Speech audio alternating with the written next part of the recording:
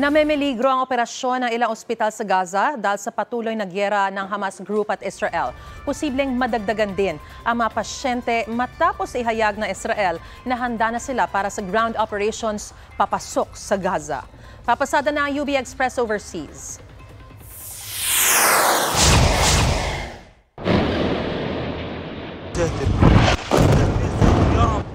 Mula nang magsimula ang giyera sa pagitan ng Israel at grupong Hamas noong October 7, airstrikes ang ginagamit ng Israeli military para umatake.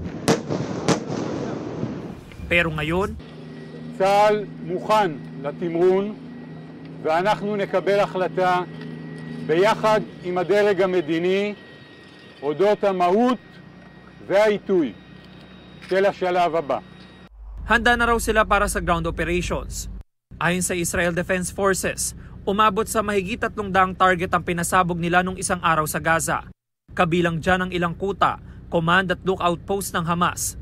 Hawak din ng Israel ang ilang miyembro ng Hamas. Sa interogasyon sa kanila, sinabing inutos sa kanila na patayin ng mga lalaki at bihagi ng mga babae, bata at matatanda. May papremyo raw para sa mga pagdadala ng hostage sa Gaza, $10,000 o nasa mahigit kalahating milyong piso pati na rin pabahay.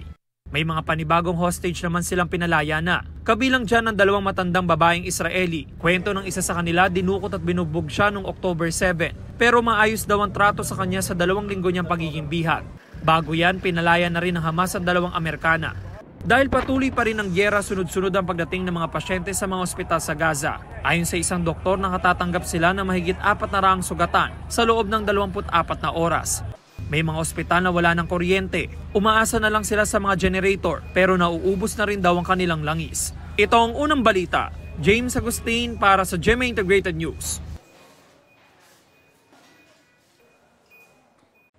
Mga kapuso, para una ka sa mga balita, mag-subscribe sa GMA Integrated News sa YouTube. Sa mga kapuso abroad, subaybayan niyo po kami sa GMA Pinoy TV at sa www.gmanews.tv.